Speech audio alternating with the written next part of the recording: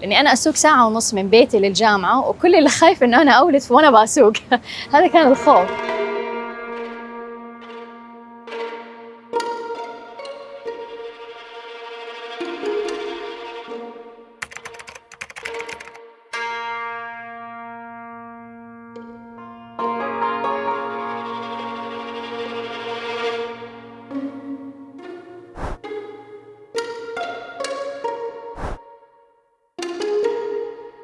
السلام عليكم، يا اهلا يا اهلا يا سهلا يا سهلا، حياك الله. معك عبد الله العلاوي في حلقه جديده من حلقات ألف خطوه، اللي في كل مره نقابل فيها الضيف وياخذنا الكلام لقصص وتجارب ما لها اطار واحد. الاكيد انه بكل حلقه باذن الله تعالى راح تخرج بفكره مختلفه لحياتك. قد تكون هذه اخر حلقه من حلقات الموسم الثالث من ألف خطوه من غير شر ان شاء الله. ابغى انوه انه هذه الحلقه ليست للكل.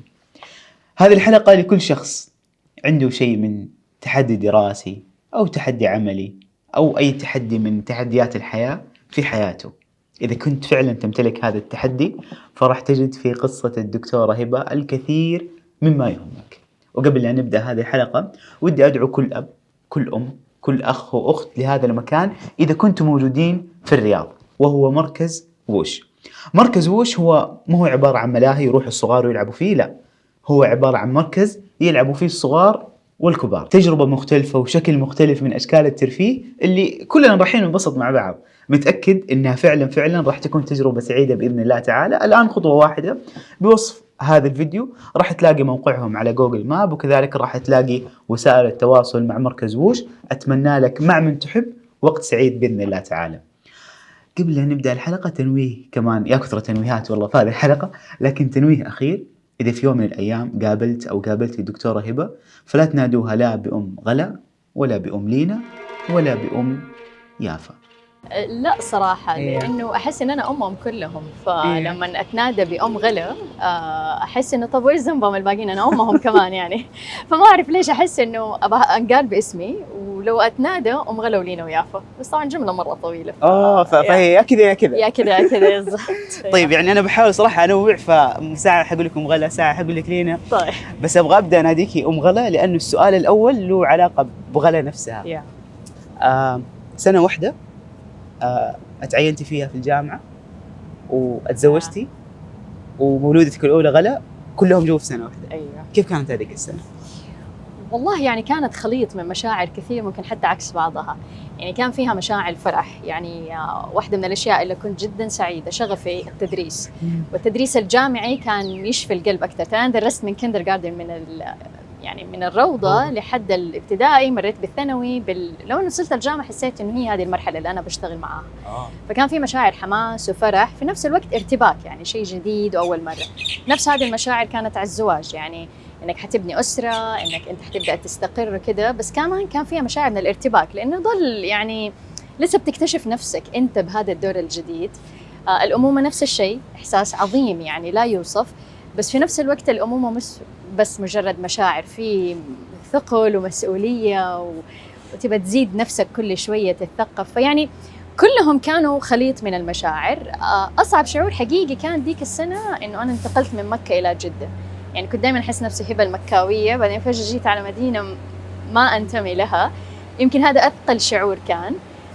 الثلاثة الأدوار هذه تلعبت مع بعض. حقيقي لما نطالع بالزمن على وراء ما أحس إنها كانت سنة مربكة ولا مجهدة. يعني خلينا نقول السنة كانت يعني مدرسة من النضج صراحة في أكثر من صعيد. يعني دكتورة هبة، يعني دائما لما تتكلمي عن تحدياتك الدراسية اللي مرت فيكي غالبا تكون فترة الحمل أو فترات الحمل هي أصعبها.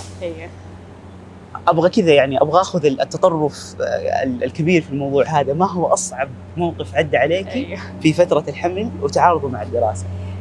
أصعب صراحة موقف كان ولادتي في بنتي الثالثة يافا. هي سبحان الله يعني كان حمل غير مخطط له، كان مفاجأة من الله. وأصلاً أنا يعني كنت دوبي بادئة الدكتوراه، وكان عندي السؤال الضخم الكبير والشك في النفس إنه أنا أصلاً هل أقدر أكمل بطفلتين؟ يعني كان التحدي مش في الدراسة نفسها على صعوبتها، بس على انه هذه الصعوبه مع طفلين، وكانت لينا عمرها سنه ونص يعني. فهذا الشيء اللي كان مشغلك طفلتين. ايوه، وابكي كل ما اخرجنا الجامعه البيت ساعه زمان وانا ابكي انه انا ايش اسوي فيهم مع دراستي، لانه كان فول تايم وكنت لازم اداوم في ولايات تانية عشان اشتغل وكذا. بعدين فجاه المفاجاه انه ما صاروا 2 حيصيروا 3. بس سبحان الله يعني حقيقي لما نقول كل طفل اجى برزقته، رزقة يافا كانت البركه في الوقت، هذه اللي انا حسيتها. بس من اصعب المواقف في يافا لا ليله ولادتها. يعني انا اتذكر كنت عارفه تاريخ الولاده، بس كنت حاسه اني انا حاولد قبل الولاده وفي اسبوع الاختبارات النهائيه. فكنت اتخدع طول الترم الدكاتره انه حولوا الاختبار في البيت، يعني نسوي تيك هوم اكزام، لاني انا اسوق 1.5 ساعة من بيتي للجامعه، وكل اللي خايف انه انا اولد وانا بسوق. هذا كان الخوف. ورفضت لين قبل الاختبار بليلتين، قالت لي اوكي خلاص يعني سوي الاختبار في البيت. سبحان الله اول ما بدات الاختبار بدا الطلق معايا، وبدا الطلق اللي انا عرفته، يعني هذه ثالث طفله فانا عارفه انه خلاص هذا طلق ولاده. فتخيل انا احسب كل شويه كم سؤال باقي وكم بين الطلقه والطلقه، معناته بالتالي انا كم باقي لي على الولاده، خلاص على لحظات الولاده. فتخيل الصراع مع الزمن، مع الجهد الجسدي الآلام، مع الجهد الفكري، لأنه كل الاختبار كان كيسز يعني حالات وإحنا نحللها كله كتابي. فكان شوية أوقف شوية أجلس شوية لين يعني أنا ضغطت من هنا سلمت الواجب، يعني خلال أقل من 4 ساعات أنا بأولد يافا. يعني يعني هذه الذكرى دائما تحسسني إنه في مواقف جات الحياة ما استنت، يعني الحياة ما انتظرت، يعني عارفة ما تحس إنه يعني في مواقف تعيشها تحس نفسك تقول للحياة بس وقفي شوي. بس أبى أخلص ده عشان ده، بس سبحان الله تيجي الاثنين ثقيلتين مع بعض يعني. بس أؤمن إنه بالأخير يعني لا يكلف الله نفسا إلا وسعها. أنا يمكن في لحظتها حاسة شوية بهلع، أنا عندي ده الوسع أكمل الاختبار ولا ألحق الولادة، بس سبحان الله يعني تصير. عظيم عظيم. يعني هي صراحة دائما الزواج مسؤولية، تكوين الأسرة كمان مسؤولية مختلفة تماما، فلما تصير اثنتين مع بعض تكون دائما أصعب. لما طالعي في الصورة كذا من بعيد تحس إنه تكوين الأسرة يمكن في وقت يعتبر في المعايير الحالية شوية بدري، يعني ساعدك تنجزي أكثر ولا حرمك أكثر؟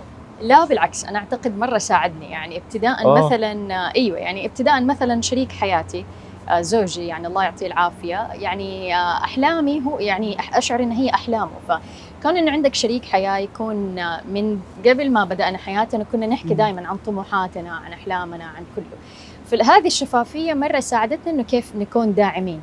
فسبحان الله دعم الأب والأم مرة مختلف عن دعم شريك الحياة. الأب والأم ممكن تسوي أحسن شيء كل شيء، شريك الحياة يجي فيه منطق، يجي فيه تخطيط أكثر، لأنه قاعد معاك خطوة بخطوة. فأشعر إنه الزواج يعني دعمه على مسيرة التعليمية وهذا مختلف، يعني يمكن لو إني ما كنت مثلا مرتبطة.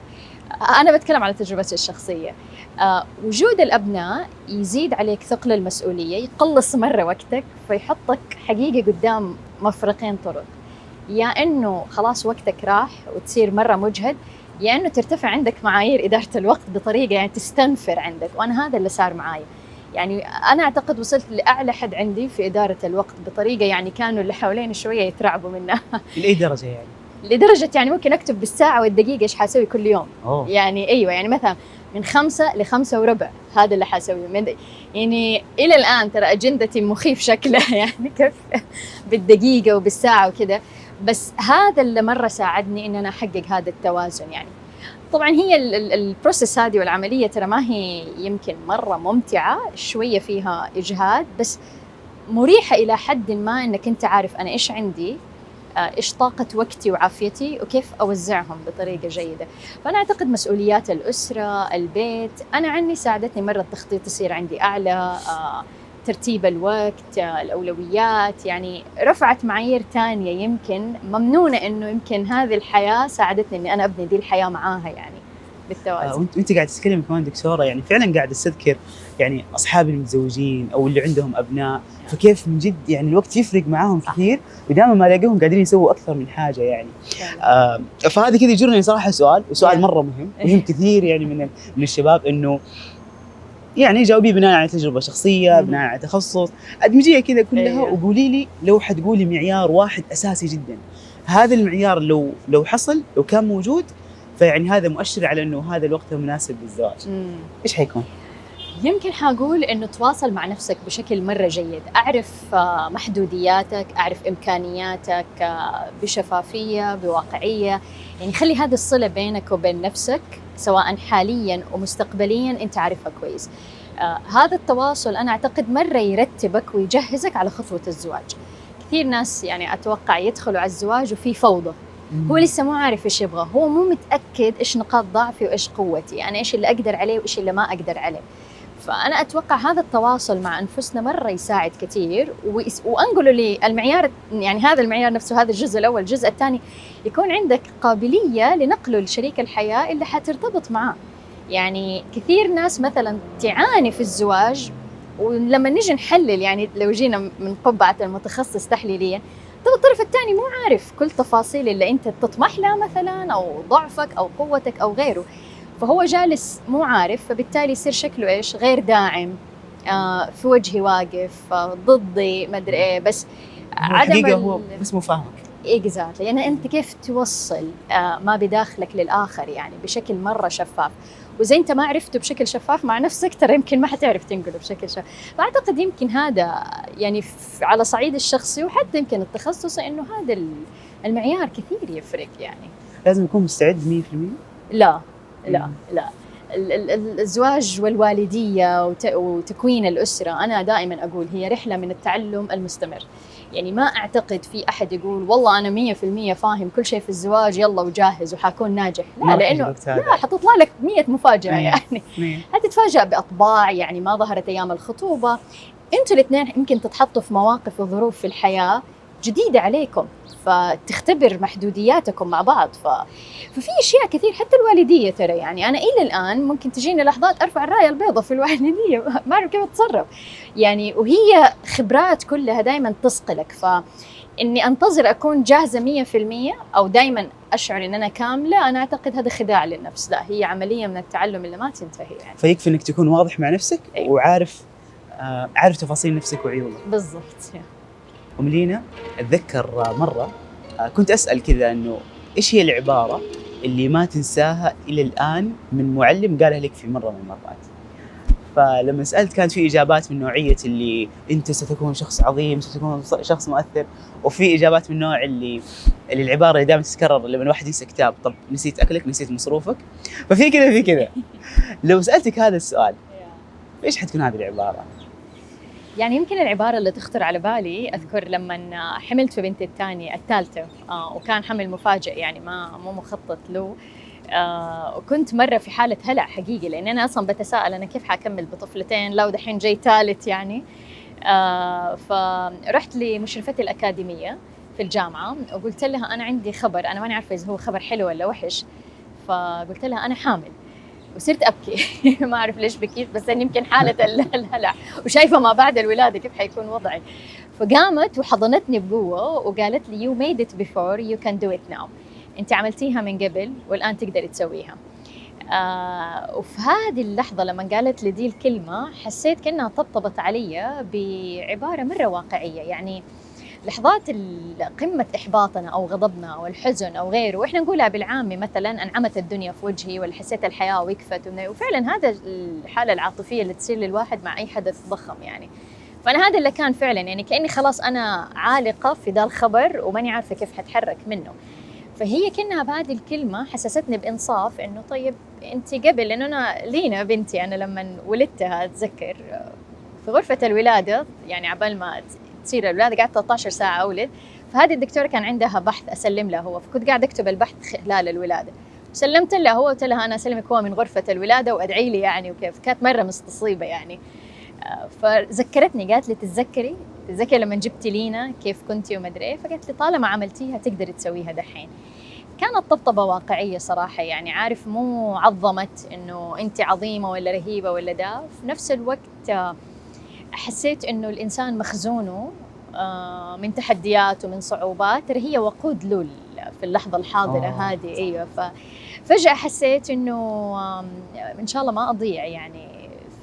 في الإنسان دائما الله يستودع فيه يعني القدرات، بس يستصغرها أو ينساها وقت الفجعة يعني. إيش أكثر حاجة تحس إنك والله أنا يعني فعلا فخور انه هذا التحدي الدراسي عديته. لو بقول لك ايش اكبر حاجه ايش حتكون يعني؟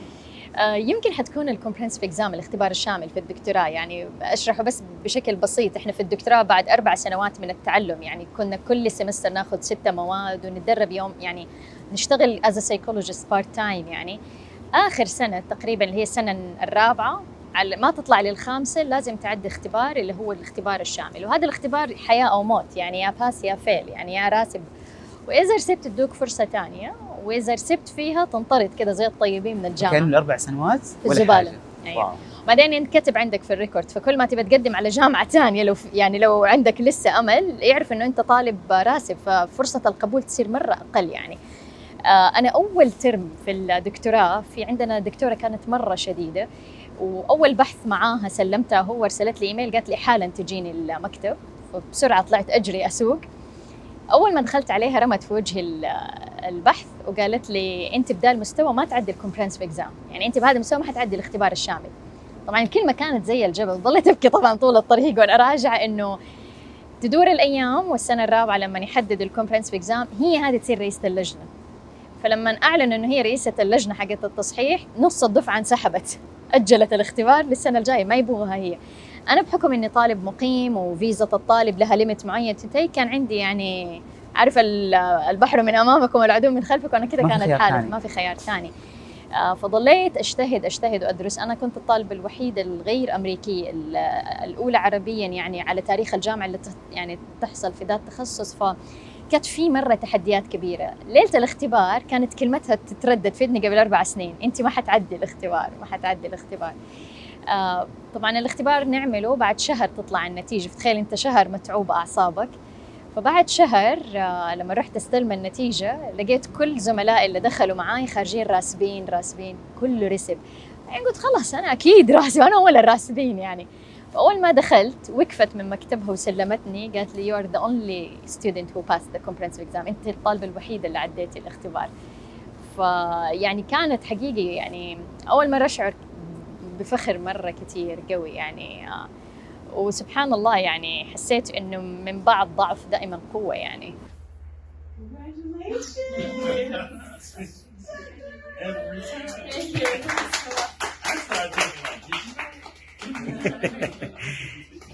كيف هي رمت الورقة في وجهي وكيف وقفت بكل احترام تسلمني الورقة، لأن أنا الطالبة الوحيدة يعني اللي عديت. فهذا كان موقف. كنت قاسي على نفسك في وسط هذه التحديات والالتزامات والمسؤوليات، وفي نفس الوقت في انجازات جيدة.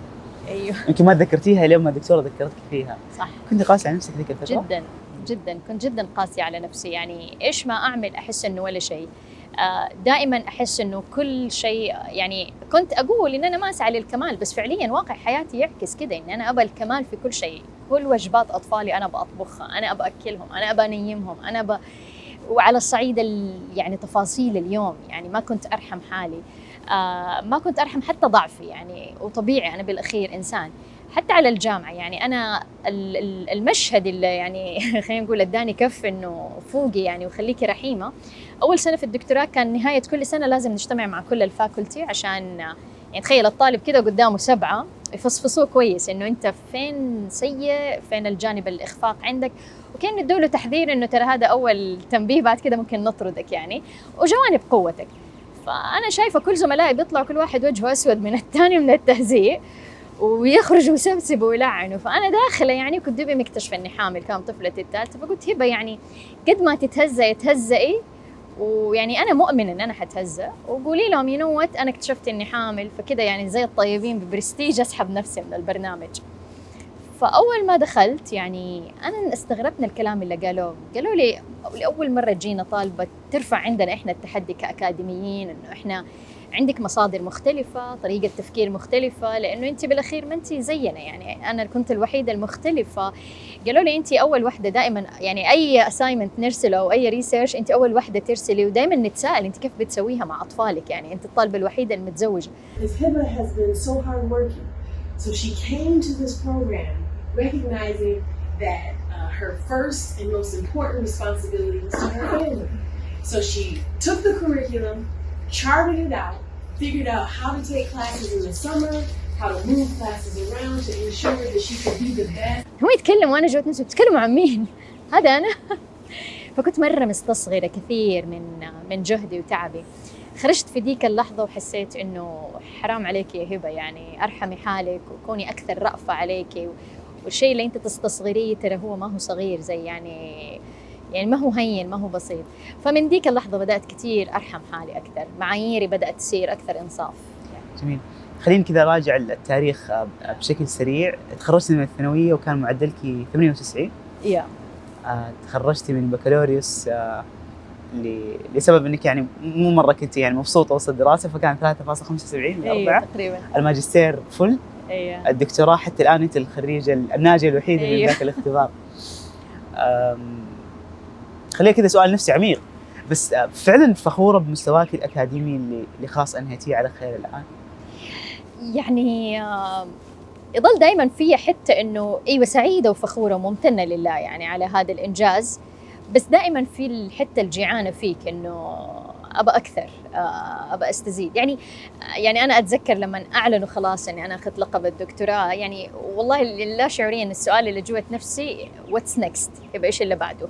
هي عمليه ما تنتهي. يعني الالقاب ما تحط فاصل ترى، يعني حقيقي للانسان، يعني هي بالاخير يعني هي مرحله تعديها وتحصل على لقب، بس نفس عمليه التعليم وانه ابغى اسوي افضل، طبعا هي دائما موجوده. ما كنت مره راضيه عن فتره الجامعه، او ما كنت راضيه بواقع تعليمك في تخصصك في جامعتك؟ كنت طالبه ما كان بدك انك تغيري شيء، لكن رجعتي الحين وصرتي دكتوره. فايش الشيء اللي اختلف؟ ايش الشيء اللي تقولي اوكي هذا الشيء اللي بشتغل فيه على طالباتي؟ ايش هي؟ يعني لما كنت بالجامعه كنت يعني كل المحاضرات اغلبها انت تجي والدكتور او الدكتوره تفتح الكتاب وتقرا لك منه، ما في شيء جديد. فكنت احس مره انقهر على وقتي وعقلي. طب انا خاطه مشوار وجاي عشان تقرا لي من الكتاب، طب انا اقدر اخلصه في جلسه واحده وخلصنا، يعني ليش اداوم؟ فاشعر انه كانها رساله غير صامته بعدم احترام عقلي وجيتي وكذا، انه اسالينا، طب حاورينا، طب.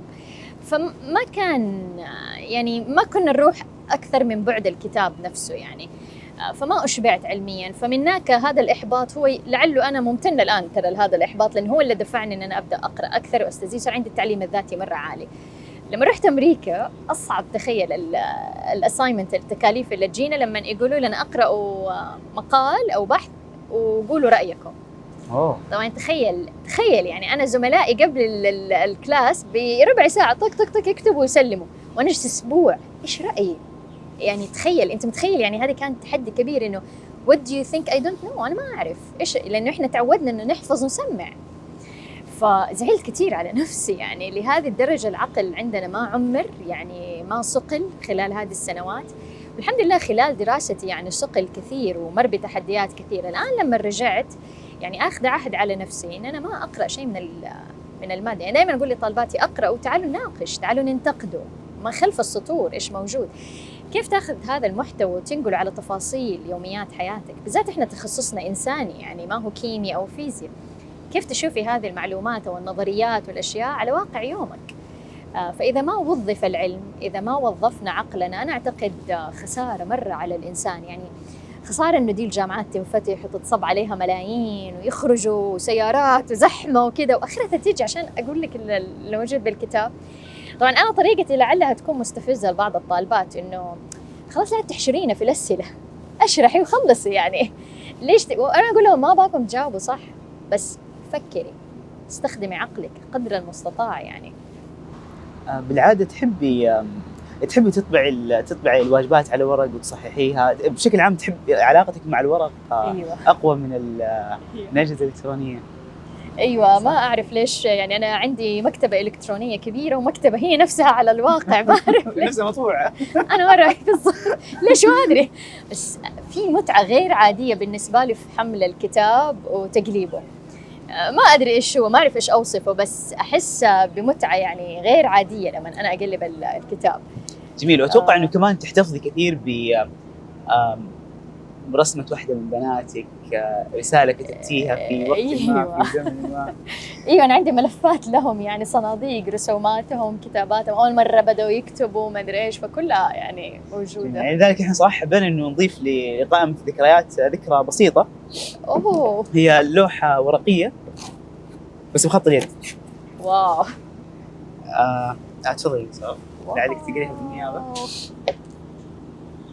واو هذه أول دفعة هذه أول دفعة تخرجت من أول سنة رجعتي فيها من التدريس بعد أمريكا، فهذه عباراتهم، هذه ما هم اختاروا انهم يكتبوا لك صراحه. والله شكرا مره يعني، يعطيك كل خير. واعرف واحده فيهم ترى يعني، فمره شكرا. Thank you. Saudi Arabian PhD from the Counseling Psychology PhD program. How are you? يعني ودي صراحه لو تكلمينا عن كتابك، لانه تدشينه كان قريب ما كان بعيد. يعني من شهرين تقريبا. حكينا كذا اكثر شوي عن تجربه الكتاب.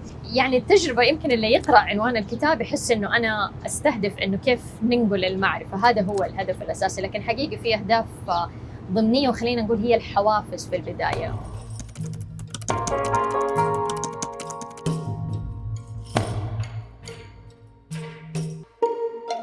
اوه ايش ذا؟ يا مرحبا يا عبد الله صراحه. شكرا جيتك والله استاذ محمد، الله يعطيك العافيه. هذا واجبي وشرف لينا. الله يخليك وما شاء الله تبارك الله قاعد نشوف اثر هذا الدعم على ما تنتج الدكتوره هبه، الله يبارك لها ان شاء الله دائما ابدا.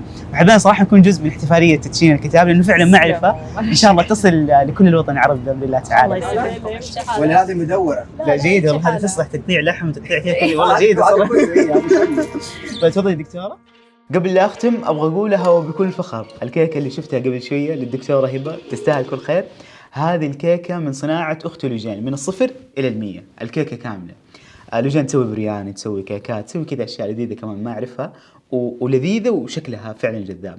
فسوت مشروع هو عباره عن متجر اسمه لو سيكويا يقدم مثل هذه المنتجات. رابط هذا المتجر راح تلاقيه بوصف هذا الفيديو. ترى فعلا الاسعار منطقيه جدا وما هي غاليه. وقبل لا اختم، متاكد انه هذه الحلقه كل شخص خرج منها بشيء مختلف، كل واحد لامسه جزئيه معينه من هذا اللقاء. انا شخصيا اقدر اقول انه لامستني حاجتين رئيسيه. الشيء الاول انه في قمه احباطك تذكر انجازك. الشيء الثاني انه قيمه التعليم الذاتي لا تقدر بثمن، وهذا الشيء اللي كنت اشوفه قدام عيني، وكذلك لما كانت تستشهد فيه الدكتوره هبه في سياق حديثها. بالنسبه لي في 1000 خطوه تعاونت مع تطبيق ستوري تيل طوال الحلقات الماضيه، وهذا التعاون انعكس علي بشكل شخصي. انا كعبد الله استمعت تقريبا ل8 كتب ختمتها وملخصين كذلك. ففعلا هذه التجربة كانت تجربة تعليمية ثرية انعكست علي شخصيا، ومتأكد أنه كل واحد جرب ستوري تيل وسمع بعض من كتبه حتما انعكس على شيء من حياته. فإذا ودك تجرب التطبيق، في فترة تجريبية مجانية تقدر تجرب فيها التطبيق، وغالبا راح يكون جزء من نمط حياتك لو انت فعلا تحب الاستماع، ولو ما تحبه فجرب انك تخوض هذه التجربة. رابط ستوري تيل كذلك راح تلاقيه بوصف هذا الفيديو. باختصار بوصف الفيديو راح تلاقي رابط ستوري تيل، رابط مركز وش لو انت من اهل الرياض، وكذلك رابط لو سيكويا. اتمنى لك اوقات سعيدة الى ان القاك ب1000 خطوة قادمة باذن الله تعالى. كن دوما بخير واشترك بالقناة، راح نكون مع بعض خطوة بخطوة في 1000 خطوة واشياء ثانية كذلك. طولت عليك. السلام عليكم.